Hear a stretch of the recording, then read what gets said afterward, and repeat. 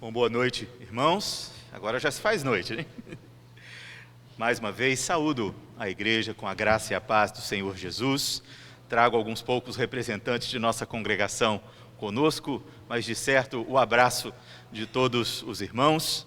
É sempre um prazer para nós estarmos na companhia dos irmãos, especialmente para tratarmos dos assuntos concernentes ao reino de Deus. E em tema propício a hoje, em fundo semelhante à arte ao presbítero Felipe, vamos falar sobre o cristão e a ciência, sobre gigantes e dinossauros.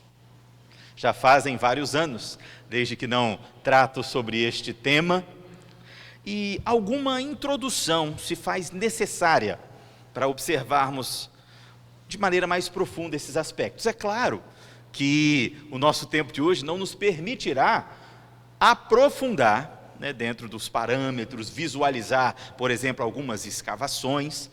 Talvez já seja de conhecimento dos irmãos, sou pastor, mas também sou historiador, inclusive calouro de Tito, que pode bem testemunhar, fomos contemporâneos aqui na UFES, e também sou arqueólogo. E a ideia de trazer este tema aos irmãos é trabalhar nestas perspectivas, mas ainda sujeitos à nossa cosmovisão cristã. Então, alguma introdução é necessária antes de fato entrarmos dentro do tema. Por quê? Porque falar de gigantes ou falar de dinossauros parece que traz à ideia da cristandade alguma dificuldade, algum desajuste. Por exemplo, temos medo de falar sobre gigantes, talvez pela dita ou pretensa ausência de comprovações de sítios arqueológicos. É muito comum vermos pesquisadores quererem retirar a presença destes proponentes literais, segundo a Escritura, da história. De fato, como foi dito, a fé não é inimiga da ciência. Não há conflitos entre razão e fé, afinal o próprio apóstolo Paulo diz que nosso culto deve ser racional, inteligível, para sermos edificados pelos meios de graça, pela exposição da palavra. Ora, não há nada irracional na fé.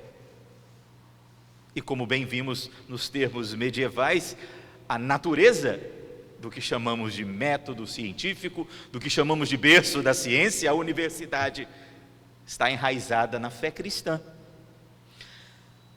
Portanto, eu gostaria de falar um pouco sobre este naturalismo. Há uma definição moderna e muito comum do que é ciência. A ciência é uma análise de um objeto fora do objeto.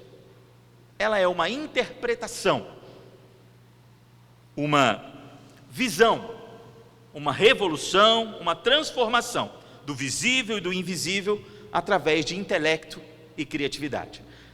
É a interpretação da realidade, a transformação da realidade com o intelecto e criatividade.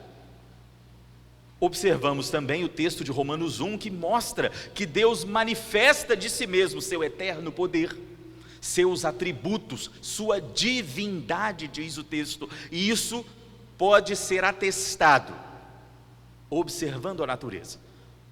Então, logo o homem caído, ao contemplar o Criador, percebe apenas a criatura, detém a verdade pela injustiça, pela mentira, como diz o texto, é entregue fora a si mesmo.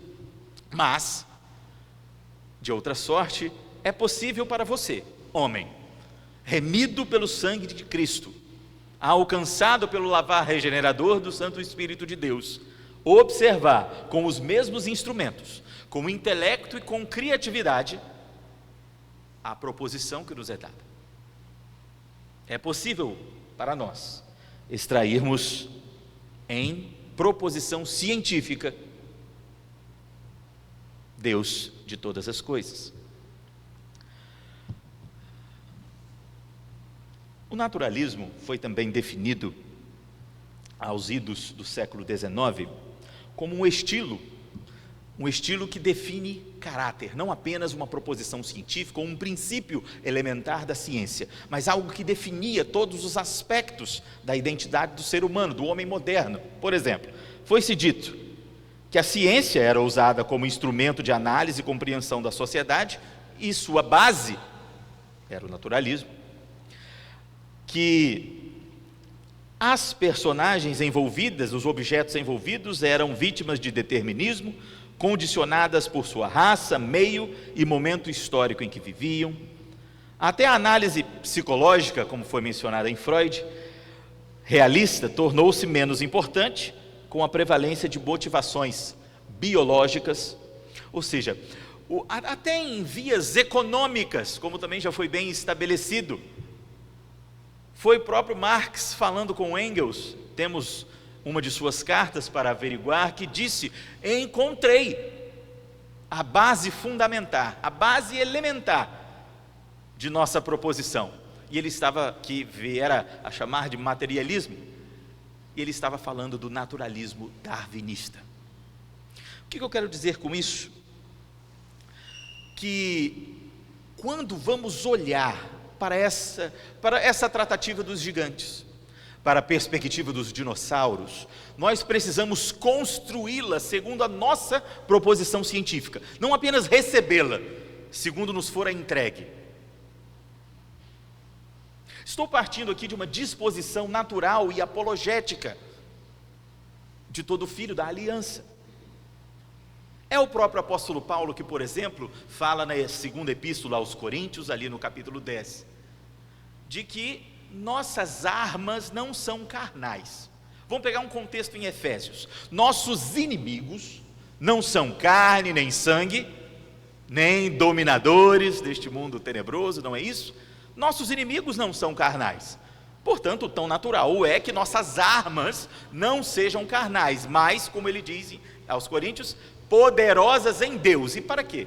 Diz ele: para destruirmos fortalezas de conhecimento, anularmos nós sofismas e toda altivez que se levante contra o Criador. Quantos sofismas você anulou hoje? Talvez a caminho daqui. Quantas fortalezas de conhecimento foram destruídas? Veja que conotação militar traz Paulo, porque ele continua o texto e diz que nós que possuímos armas poderosas em Deus, vamos fazer isso, destruir fortalezas, anular sofismas, levando cativo todo pensamento à obediência de Cristo. Nós vamos tomar o pensamento cativo a Cristo, como de assalto, como de ataque, função, prerrogativa da igreja. O que é um sofisma? Ora, se não sabe o que é um sofisma, como pode anulá-los? Um sofisma é um engano. É aquela velha tratativa filosófica natural do Império Romano, onde filósofos vendiam seu conhecimento entregando mentiras, entregando falsas verdades que agradavam seus clientes, a fim de ganhar dinheiro e construir prosperidade com isso. Um sofisma é uma mentira que se parece com uma verdade. Um sofisma é a função do próprio anticristo, de suplantar, de substituir, de estar no lugar do ministério do próprio Cristo. Ora, a função da igreja de Cristo é combater essa mentira com a verdade. Função da igreja de Cristo é anular o sofisma da ciência naturalista com verdadeira ciência. Não encaixar o que recebemos naquilo que temos, mas edificar ciência verdadeira. Pois se o homem ímpio olha para a criação e no lugar do Criador, como vimos em Romanos, vê assim, o homem cristão, observando a criação, propõe o Criador. Função nossa. Vimos aqui com o título sobre mandato cultural, está dentro. Você, no cumprimento como filho da aliança, no exercício de seu mandato cultural, deve possuir e discernir com mente propositiva, com mente científica. Claro que há dons, vocação, caminhos do conhecimento que qualificam-nos de maneira mais objetiva ao exercício de uma ou outra área.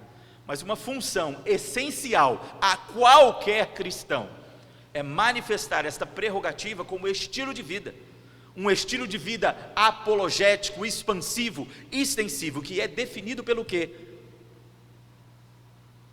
Por uma adequada cosmovisão. Portanto, precisamos dar uma ajustada nesta cosmovisão. Agora eu lembrei que eu que estou com o passador aqui e não estou passando nada. Obrigado, Felipe, eu gostei disso aqui. Vamos lá. Isto. Colocamos aqui, irmãos, algumas definições sobre o que uma boa cosmovisão é capaz de ser. Por exemplo, ela é capaz de ser apresentada com coerência, com unidade intelectual, estrutural, internamente propositiva. Ou seja, o que é uma cosmovisão? É como enxergamos, como interpretamos, como olhamos as coisas. E uma cosmovisão, uma perspectiva do que as coisas são, deve ser apresentada com coerência, deve ter uma unidade estrutural, intelectual, deve ser, como a gente disse, internamente propositiva, ela deve se propor a fazer na sua condição de ser. Ela é capaz de absorver informações da realidade de todos os tipos, de todas as origens, submetendo a uma análise categórica. Por exemplo, se uma informação matemática adequadamente verificada, empírica, demonstrada, falseável, é recebida em nossa cosmovisão, nós vamos alocá-la, vamos absorvê-la. No entanto, é necessário fazer uma diferença de algumas dinâmicas científicas. Por exemplo, o que é uma teoria científica? Vimos que a ciência, que é construída sobre intelecto e criatividade, ela é uma sequência lógica de premissas, de pensamentos.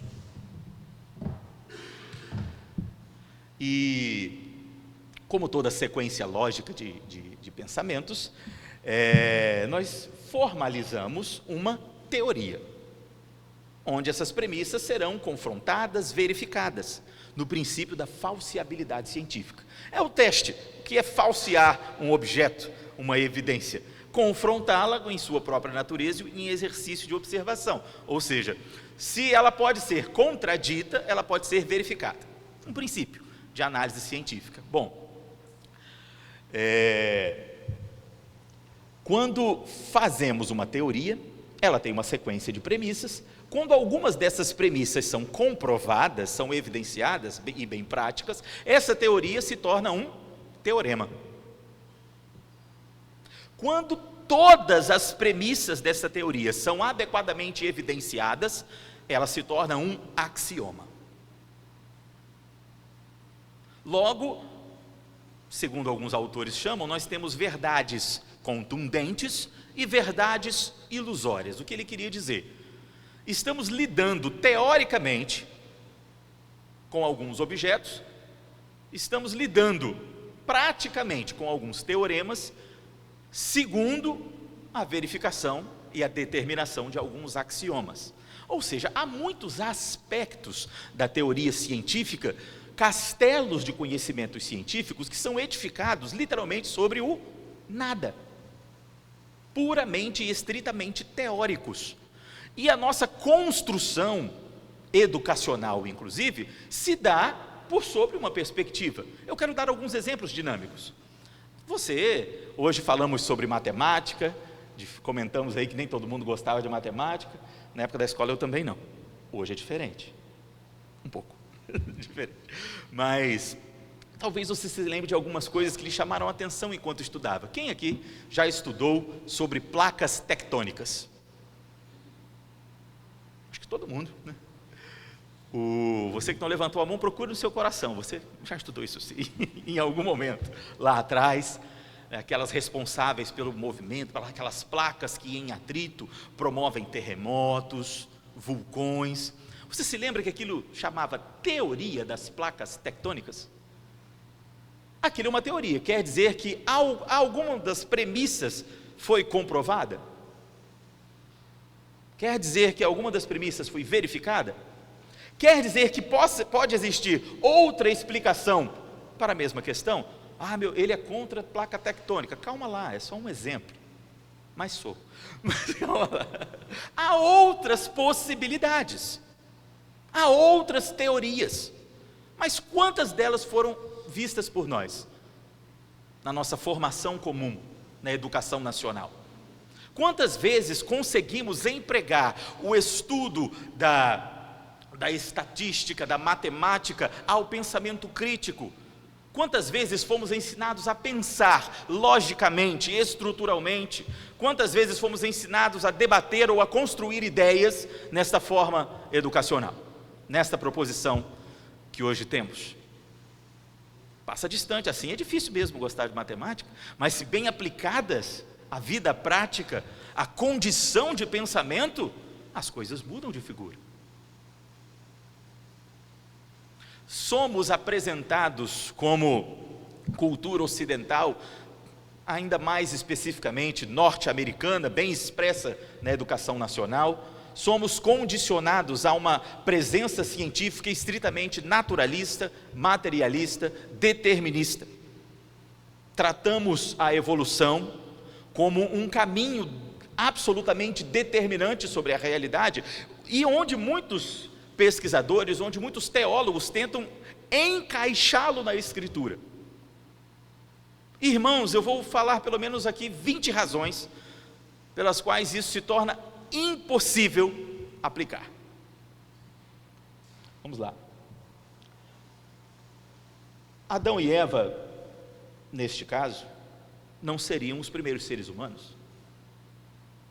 Afinal, há toda uma pré-história, há todo um contingente evolucionário que os antecede, a fim de que este contingente é humano. Eles não seriam os primeiros. Eles nasceram de pais humanos, portanto, então não foram formados à imagem e à semelhança de Deus pelas mãos do Criador. Nem todos os humanos descenderiam deles. Deus não agiu de forma especial na criação do homem. Ele, como em linguagem científica, se torna um acidente da proposição evolucionista. Deus não usou a costela de Adão para criar a mulher. Adão e Eva nunca foram seres sem pecado. Havia perversidade no mundo antes dele, a morte não é fruto da queda, porque todos os antepassados já haviam morrido, até que chegasse até ali, nesses milhares e milhões de anos de história. Deus não agiu de forma objetiva na variedade criacional, se parece muito com o demiurgo, com o Deus iluminista, né?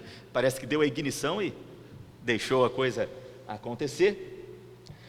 Deus não criou o mundo natural muito bom em sua plenitude. Deus criou um mundo que, por mais que em algum momento pudesse se tornar muito bom, já é uma quebra da própria estrutura proposta no texto de Gênesis. Deus não descansou e nem encerrou sua criação, porque se ela foi se transformando, Ele não encerrou a sua obra, como finaliza o capítulo 1 do texto.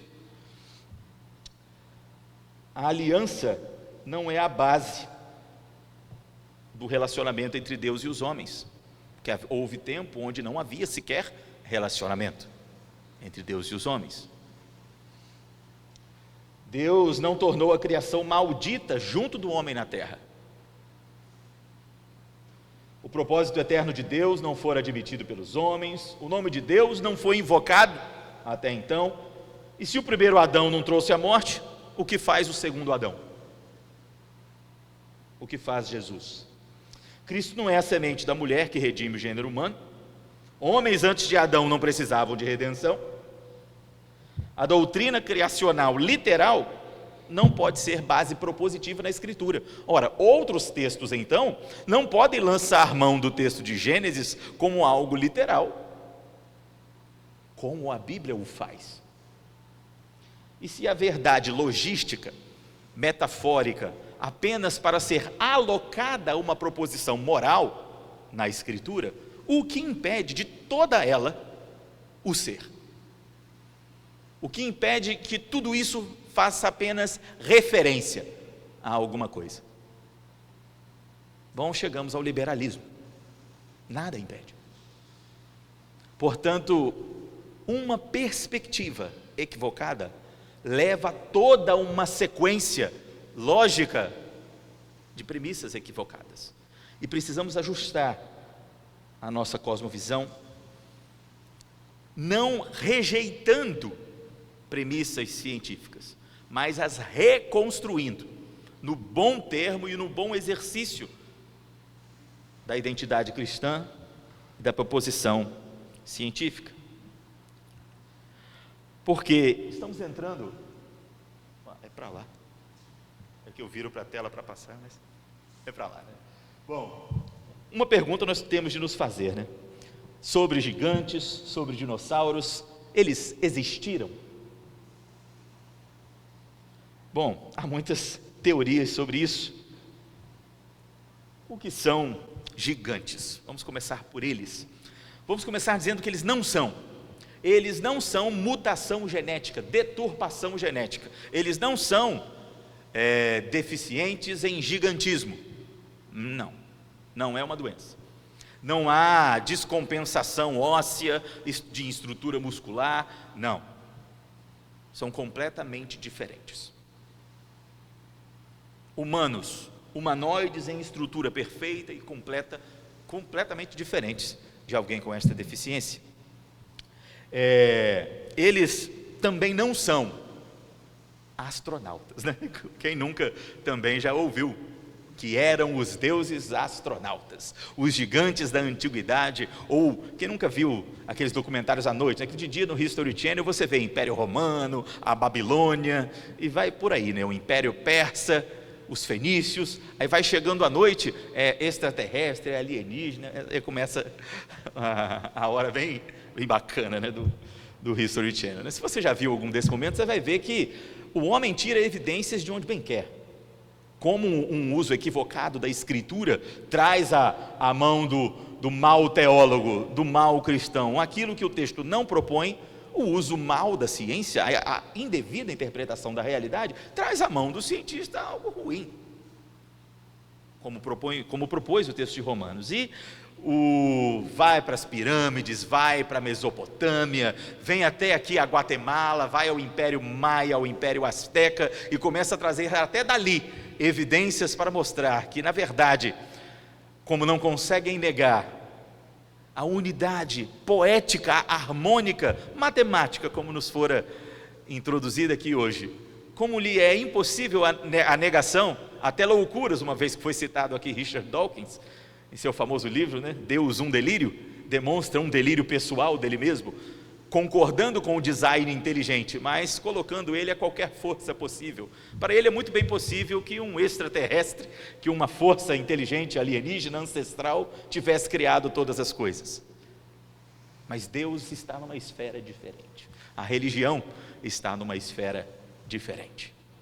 Bom, talvez você se interesse pelo livro O Delírio de Dawkins, por Alistair McGrath, onde ele vai apresentar de maneira bem contundente respostas muito mais que suficientes a qualquer argumento deste irmão, por assim dizer, né? Bom, então não, gigantes não vieram das terras espaciais, mas eles estão de fato presentes. É para lá. Não funciona mais?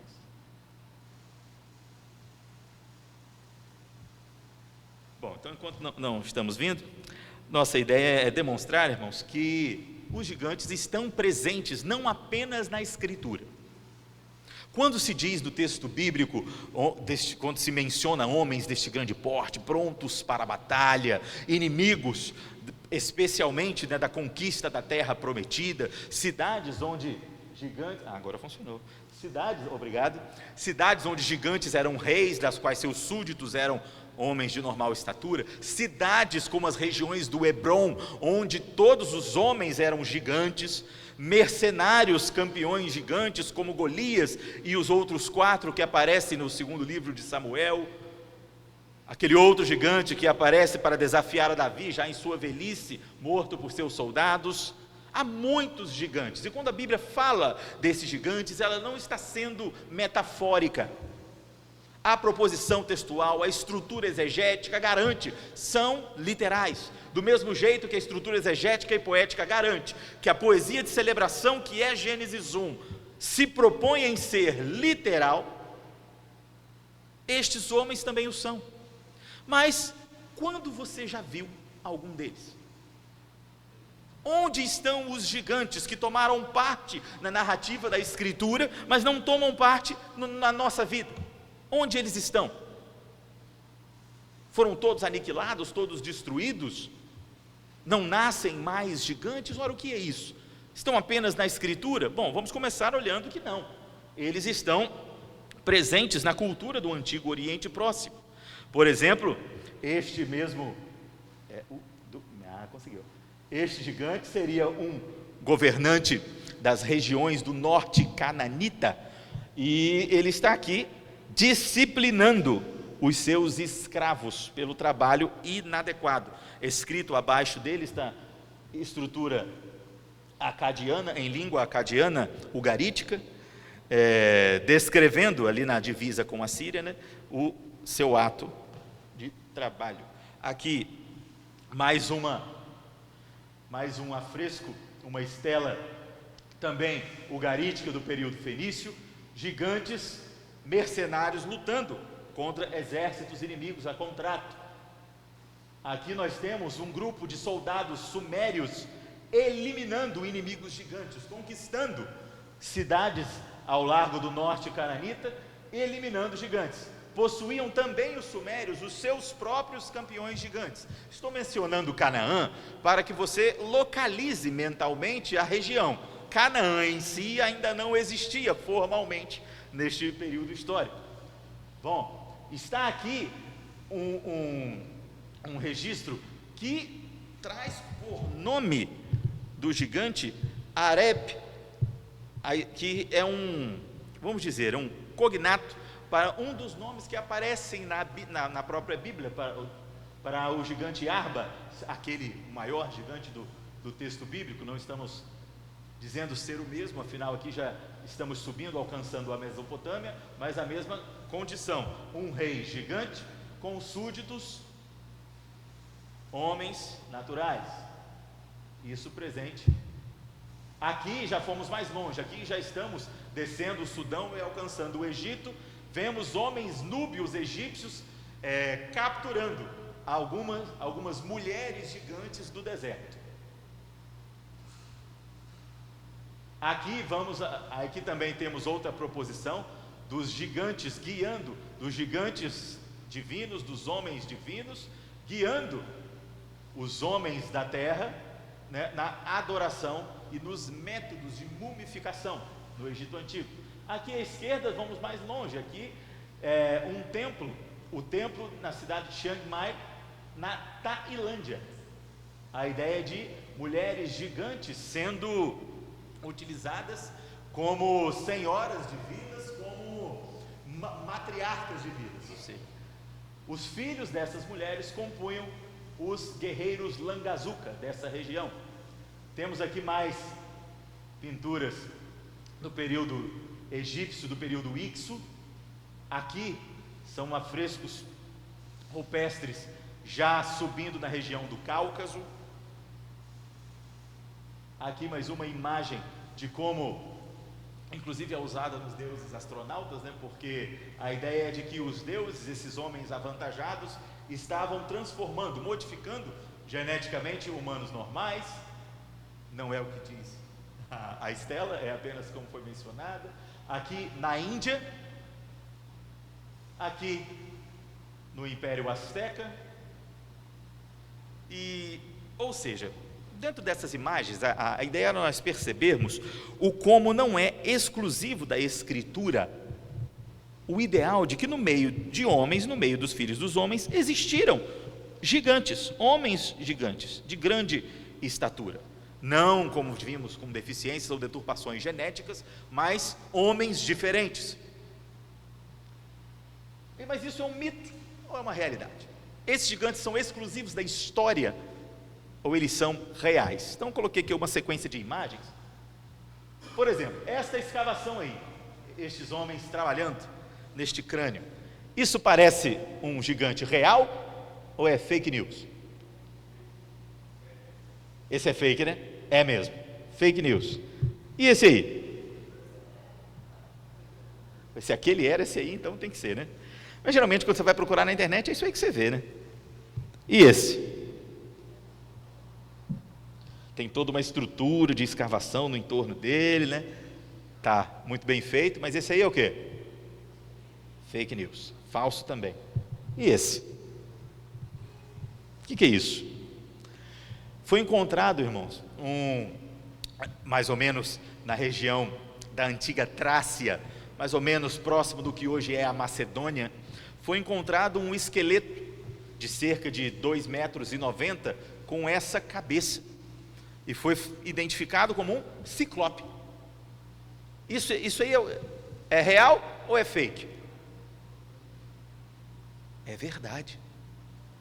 Só não é um ciclope, só também não era um gigante. Foi uma montagem dos inimigos para amedrontar inimigos. Isso é um crânio de elefante.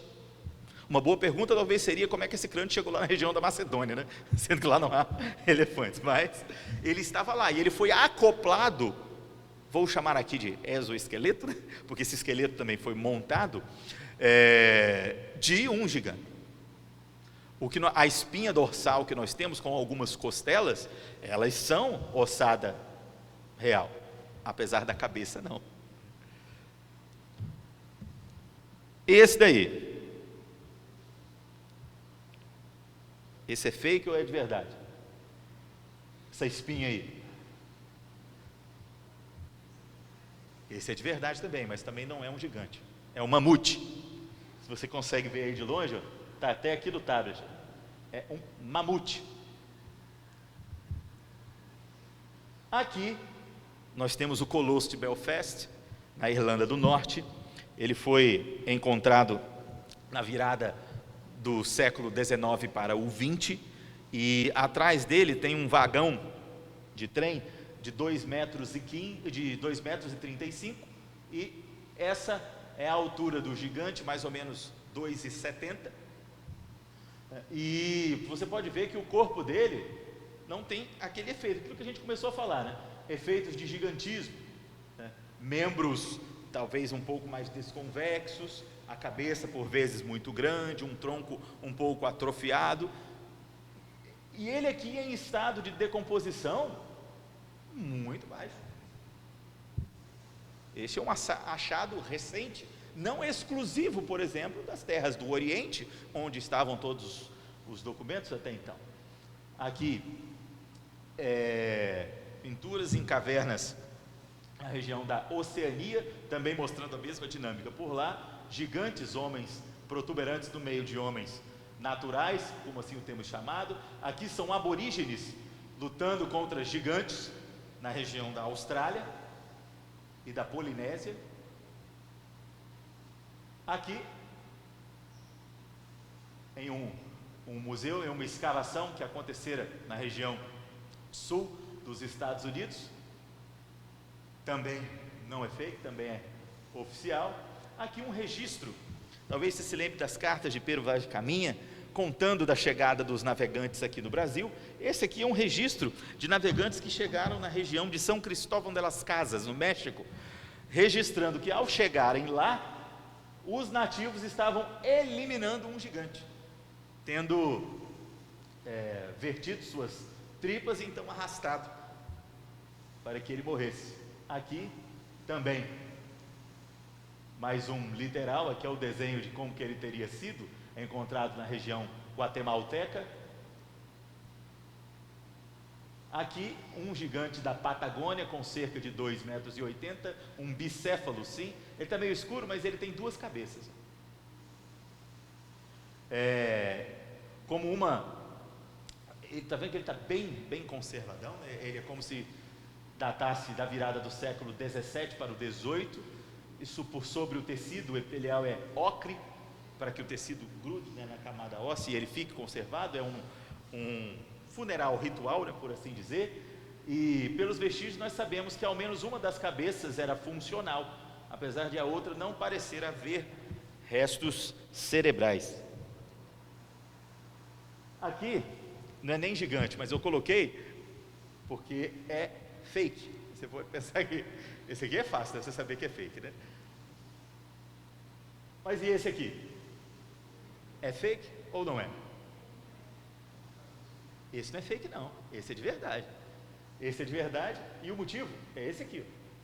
Desde o nascimento, enquanto o crânio ainda está molinho, né, ainda no infante, é feito para que ele se assemelhe, né, inclusive a aparência dos deuses da divisa com uma tribo da Nigéria, né? Isso acontece ao largo da costa oeste africana, e é muito natural. Talvez você se lembre daquele de esticar o pescoço, né, que vai colocando aquelas argolas de metal. Ou seja, olhando assim, só dá. Ih, travou de novo. Foi. Esse aqui é uma ossada de um feto, onde foi retirada a cabeça e colocada uma cabeça de bode. Foi distribuídas, né, ao lado. Isso também na região da África, né, lá no Marrocos, foram construídos vários mini demônios, né, crianças, ossadas de crianças com as cabeças de cordeiros, de bodes, para servir de ameaça. Há muitas construções, né, no Oriente Antigo que serviam para amedrontar os inimigos de fato, e eram falsas. No entanto, isso não quer dizer que todo vestígio, que todo achado se configure em mesma escala. Aqui eu trouxe uma tabela de metragem óssea, aqui eu trouxe da Unesco Readings, a domínio público, todo mundo pode entrar no site e conseguir averiguar, da menor ossada madura, do achado maduro. Então são homens adultos, homens do gênero humano, né, adultos. A menor que já se encontrou, cada um deles tem pelo menos 6 sítios, quer dizer, 6 variedades. Há ossadas que a gente tem, por exemplo, a gente tem um tornozelo em um certo tamanho, que ele é único, então ele não é suficiente para a gente evidenciar a sua qualificação, porque é um só e muito pequeno. Aqui no mínimo há 6 de cada um. A menor já encontrada tem 55 centímetros. O homem natural aqui da tradição, ele é entendido como tendo 1,75 m. Esse aqui é o tamanho colocado como padrão. O menor, 55 centímetros. O maior, 4,90 m.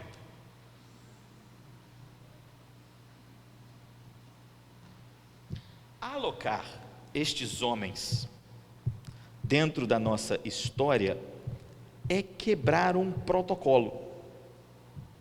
É quebrar o protocolo da pré-história edificada, de onde outras qualidades de homens foram, dentro da carteira evolucionária, sendo acrescidos, se desenvolvendo e substituindo os anteriores.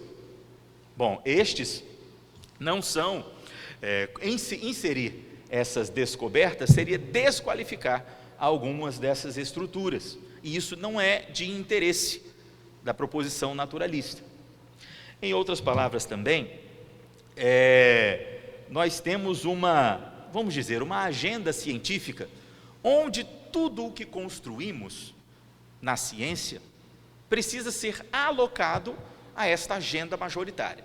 E com este recado, antes ainda de falar um pouco sobre os gigantes, eu já quero entrar um pouco dentro dessa perspectiva na nossa próxima corrente. Eles existiram dinossauros? A Bíblia fala sobre dinossauros, esses textos servem para falar sobre esses dinossauros. Eles estão aonde? Bom, a evolução diz que essas criaturas compuseram um bioma há milhões de anos atrás, que por um acaso de um acidente, de um cataclismo, toda aquela vida, toda aquela sanção fora obliterada da face do planeta, e uma nova sequência, um novo ciclo evolucionário deu-se início. Então, esses vestígios que nós encontramos, que ecoam deste espaço-tempo, né, demonstram seres muito diferentes, e é por isso que nós não os encontraríamos. Disse que eles sequer dividiram, né, a história com o gênero humano, eles antecederam. Bom, pelo texto de Gênesis 6, nós vimos que, Gênesis 1, né, nós vimos que nos 6 dias da criação, Deus propôs todas as coisas, absolutamente todas as coisas, é o que propõe a literalidade do texto. Então, se dinossauros são reais, eles têm de estar presentes, têm de terem sido contemporâneos dos homens, têm de estar presentes na escritura, têm de estar presentes na história, têm de estar presentes na ciência. Tratamos gigantes como se nunca houvessem existido, ninguém vê nada sobre eles. Tratamos dinossauros como se tudo sobre eles estivesse estabelecido, como se o que você viu em Jurassic Park definisse o que é um dinossauro. E é sobre ajustar esta cosmovisão que eu quero falar um pouquinho também. Não tem como nós falarmos desse universo jurássico sem adequar algumas perspectivas. Eu me lembro que quando eu ainda estava em preparação, treinando, ainda como arqueólogo, ia à minha frente o chefe da escavação, o chefe arqueólogo, né, do qual eu era estagiário, e tudo que ele botava a mão tinha aquele significado maravilhoso. Se era um pedaço de porcelana, ele falava que era da gestão colonial portuguesa e não sei o que. Eu falei, caramba, e eu ali admirado. Se era um osso, ele falava, esse aqui é o osso do pterossauro, não sei o que, meu Deus, que coisa linda. Aí eu pegava um ossinho, e esse aqui, ele falava, esse aí é de vaca. Aí eu pegava um caquinho que eu achei, isso aí é lixo. Tudo que eu botava a mão não servia para nada, mas tudo que ele pegava era o último modelo. Eu me lembro muito disso. E já se diziam, queridos, que a história, a arqueologia, é um quebra-cabeças de 1000 peças, das quais nós detemos 50. E temos que construir uma perspectiva, uma visão dos fatos e dos eventos com essas 50 pecinhas que temos de todo aquele aparato de 1000. Não achamos, irmãos, não é um universo do Indiana Jones, os templos não estão inteiros, não destruímos nada, não há troca de tiros, graças a Deus, mas achamos minúcias, uma construção dinâmica, muito propositiva e lenta é constituída, com pesquisa, com teste, com datação comparativa. Isto é uma teoria, nem sequer é o único sistema de datação, ou o mais preciso deles. Talvez você não saiba, talvez você nunca tenha tomado ciência, que sim, irmãos, existem dinossauros, não de um bioma exclusivo, de um passado remoto, mas como uma classificação biológica, dinâmica, presente no seu cotidiano. Presente. Eu não disse existiram, eu não disse estavam, eu disse existem. E nós precisamos adequar. Ou seja, no meio desse monte de emaranhado de ossos, alguns de vaca, alguns históricos, pré-históricos, eles serão reconstituídos, modelados. Por exemplo, talvez você não saiba que um smilodon, um dentes de sabre, o maior do mundo, foi encontrado no sul do Espírito Santo, na região ali de Itaoca, de Vila do Itapemirim. Talvez você não saiba que detinha um felino deste tamanho aqui em sua região. Ora, ele fora datado como tendo 2,65 milhões de anos por alguns laboratórios. Outro laboratório já o datou com 170, 180 milhões de anos. E um laboratório, o laboratório de Moscou, esse eu identifico, né, da Universidade de Moscou, o datou como tendo 4.035 anos. Ou seja, enquanto Abraão estava lá, andando com Isaac para Moriá, estava aqui o dente dos sabres andando por Cachoeiro de Itapemirim. Bom, não havia cachoeira, mas essa é a ideia. Talvez você não saiba disso.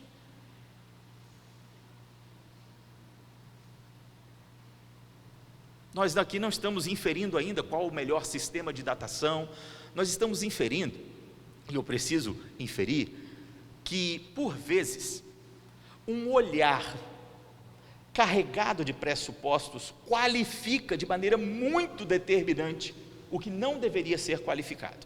Eu vou trazer alguns exemplos da presença, por exemplo, vou ser aqui um pouco mais rápido para ganharmos nosso tempo, da presença de animais à semelhança dos dinossauros na história. Aqui também, da região, né, são capitéis de colunas na região babilônica. Os famosos dragões do mar, da região sul da Europa. Aqui também, mais uma vez, da região turca.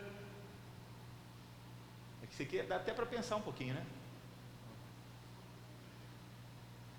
Este aqui, por exemplo, irmãos, que dinossauro é esse daqui? Tem gente que é muito fã, né? Tem crianças que sabem o nome de todos, tem crianças que sabem mais nome que eu, de tudo quanto é dinossauro. Afinal, a ciência que lida com os dinossauros é a paleontologia. Nós, os arqueólogos, até os achamos, mas convocamos os paleontólogos para trabalharem com eles. No entanto, esse dinossauro bem bonito aqui, na verdade é o mesmo desse daqui, ó. É um rinoceronte. Dizem que tem até um branco por aí. É um rinoceronte. Por que eu trouxe essa imagem de início? Porque uma olhada apenas na carga óssea do animal não nos consegue inferir a sua forma. E a paleontografia, que é a arte tafonômica de identificar pelos restos, pelos vestígios, o que seria a sua forma ativa, a sua forma em vida, é estritamente e extremamente interpretativa.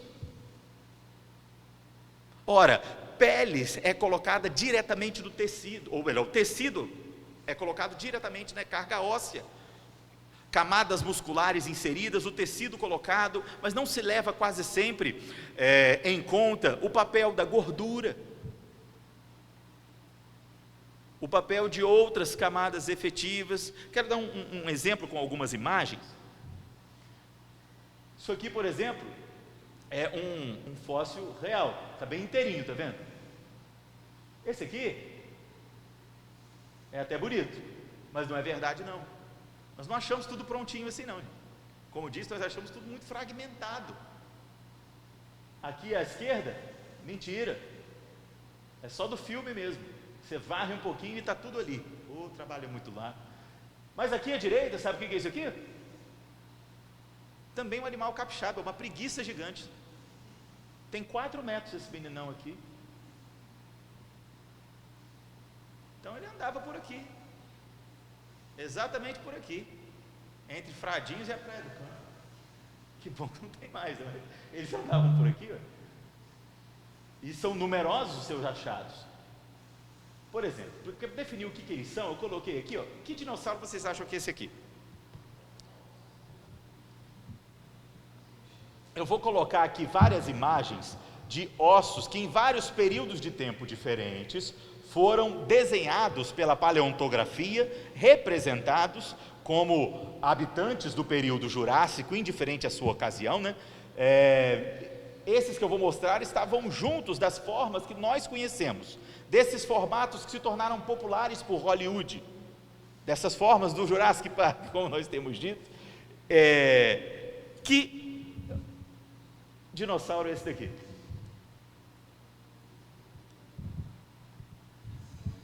Uma zebra. E esse aqui?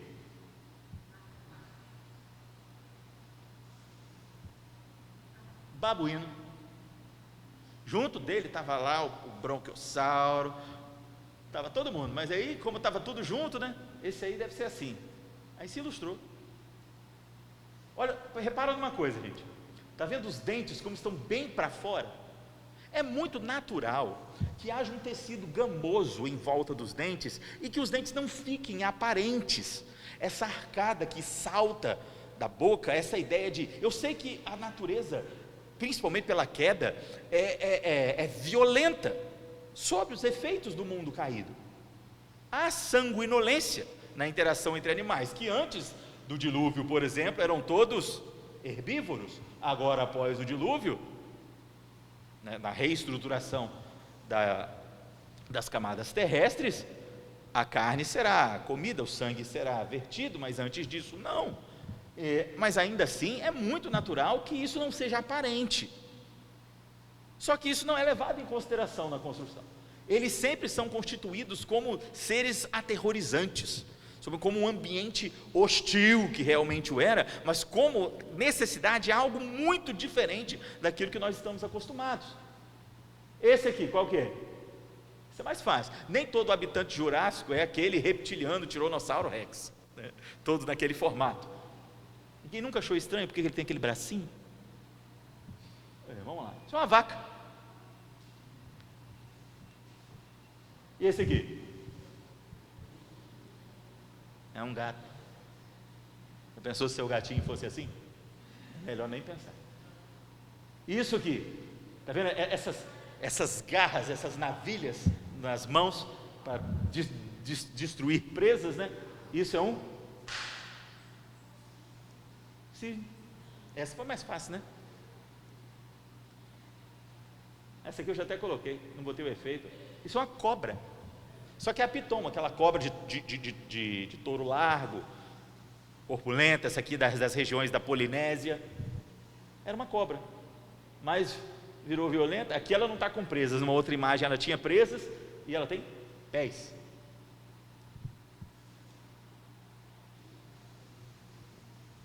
Estou tentando.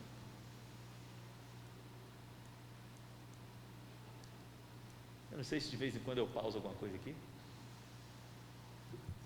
Mas enfim, estou mostrando essas imagens, irmãos, porque por causa de uma prerrogativa bem específica de que esse universo jurássico existiu e faz parte de outra categoria, e esses animais devem ter essas formas. Pode ver que até as cores são muito similares, são sempre acinzentado, amarronzado, são cores comuns, né, na fauna geral, mas eles são muito diferentes. Por exemplo, eu já mostrei aquela hora aqui que era um elefante, nesse mesmo crânio eu repeti ele aqui, mas olha como o elefante foi... Opa, eu estou passando demais aqui. Agora foi. Olha como o elefante está desse lado. O buraco isso aqui, irmãos, é de onde sai a tromba. O olho está aqui, ó. Cadê a tromba dele? Nós não temos como saber, em certos aspectos, como o tecido preenchia essa camada óssea, mas imprimimos essa perspectiva. Eu consigo passar? Tá lá. Aqui, ó. Isso aqui, por exemplo, é um hipopótamo. É hoje, existe, nós vemos, os dentes saem assim, há essa protuberância saindo da boca, como por exemplo, não é assim. Na verdade, os dentes nem encontram extremidades, eles são quase cerrados, eles são opacos, planos e poderosíssimos. Esse é o animal mais mortífero do mundo, mata mais do que leão. Hipopótamo. Há inclusive narrativas históricas, que para a gente ganhar um tempo, estou caminhando aqui, sobre batalhas, por exemplo, dos soldados de Alexandre o Grande, enquanto chegava à Índia e atravessava o rio, perdera 250 homens lutando contra 8 hipopótamos, e ele os classifica como demônios, direto do Tártaro, animais perigosíssimos. Irmãos, quando alocamos adequadamente o que é o que esse termo denota, né? O que é um dinossauro, onde está presente, quando fazemos uma adequada linha científica, eu gosto de tratar de maneira mais objetiva, eu gosto de chamá-los de megafauna, como qualificando-os, por exemplo, as nossas preguiças, aos nossos tatus. Tínhamos tatus aqui de quase 2 metros, isso no Espírito Santo. Há um site muito interessante, prehistoricfauna.com, né? Lá tem muitas imagens renderizadas dessa megafauna, independente de ser jurássica ou não, constituída nos lugares do mundo. Lá é um site muito interessante para se procurar visualizar e ter mais algumas informações. E esse aqui, por causa da região onde foi encontrado, tido como um animal ribeirinho, um animal de planícies, ele foi desenhado como se ele fosse peludinho, tá vendo? Mas sabe o que é isso? Uma iguana.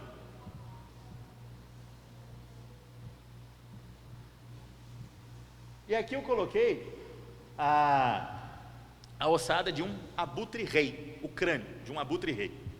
Como é que a gente desenharia, a partir dessa estrutura óssea, a cabeça de um abutre-rei? Será que a gente conseguiria fazer como ela é? Será que esse paleontógrafo que está desenhando e criando essa imagem, essa perspectiva da vida jurássica, conseguiria, através daquela ossada, construir essa imagem aqui? Esse exercício, irmãos, que estamos fazendo, objetiva a ajustar a nossa perspectiva, porque a gente está procurando na Bíblia, por exemplo, antes da gente falar o que está ali, o que não está, antes da gente interpretar, por exemplo, a grande besta do texto de Jó, traduzida por alguns como crocodilo, por outros como elefante, por outros como hipopótamo, e nenhum desses animais se enquadra, mas aí passa lá para trás para colocá-los dentro da forma de um dinossauro desses. Mas, irmãos, será que este dinossauro detinha, por exemplo, esta forma? Será que é preciso essas informações que temos recebido? Será que não há ajuste necessário a ser feito aqui? Por exemplo, esse é o Velociraptor.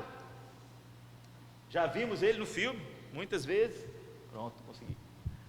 Mas, inclusive já com achados mais recentes, é muito pouco provável que ele tenha tido esta forma. Inclusive, a presença de penas como um descendente de aves era muito mais provável, e ele foi construído assim, ainda muito ameaçador. Mas se você olha, por exemplo, para as pernas, não lembra muito a presa, por exemplo, de um falcão-rei ou de uma águia americana? Será que eles ascendem evolutivamente, evolucionariamente, a aves, ou descendem, ou são de espécies dinamicamente diferentes? Há outras considerações que devem ser feitas e podem ser feitas. Pode passar essa daí, que aqui não está dando mais não. Passa mais um. Essa é uma das possibilidades já demonstradas, uma bem antiga inclusive. Quanto você já viu essa daqui? Os dentes estão escondidos, isso aqui não é um bico, não, é tecido epitelial. Rabo duro, não é cauda para movimento, é extensão dura. Não há voo, no entanto, esta forma. Mas se essa é a forma, por exemplo, nós encontramos ao longo de bestiários medievais, ao longo de descritivos, por exemplo, dos fenícios, dos romanos, ou até esse de Alexandre, onde lutaram com bestas, nós encontramos de maneira muito mais fácil e afável a presença destes. Ora, não é possível comprovar que o homem dividiu espaço e tempo com os dinossauros. Se estamos procurando para estes seres fruto de educação artística, de fato eles podem ser impossíveis de localizar, afinal saem de uma mente interpretativa e de um padrão edificado, naturalista, a toda sorte de ciência. Ou estamos promovendo pesquisa com evidências, com perspectiva e verificação, ou estamos continuamente reproduzindo uma perspectiva antiga. Isso é ciência? Reprodução pode ser ciência? Pode passar esse também. Aqui eu coloquei o Sr. Rex, porque eu tinha que colocar ele também, com pelagem. Também já se recalculou, e é muito mais provável que ele tivesse penas em lugar de pelos, mas também muitos achados já também o certificaram. Aqui ele ainda estava com as presas à mostra, já existe também uma versão propositiva sem as presas. Pode passar. Aqui, a dinâmica que quero propor de perspectiva, essa é aquela preguiça gigante que vimos naquela imagem, presente junto dos demais animais. Se encararmos a megafauna em uma proposição um pouco diferente, um pouco mais natural, não no sentido naturalista, mas no sentido normal de como nós vemos e percebemos os animais hoje, é muito mais, vou chamar de fácil, os identificarmos ao longo da história do que ausentes de toda a figuração humana, Pode passar? Bom, aqui eu coloquei uma imagem comparativa dos tamanhos, só para... É porque agora que eu falaria do dente de sábio do Espírito Santo, mas eu já falei, então não chegou.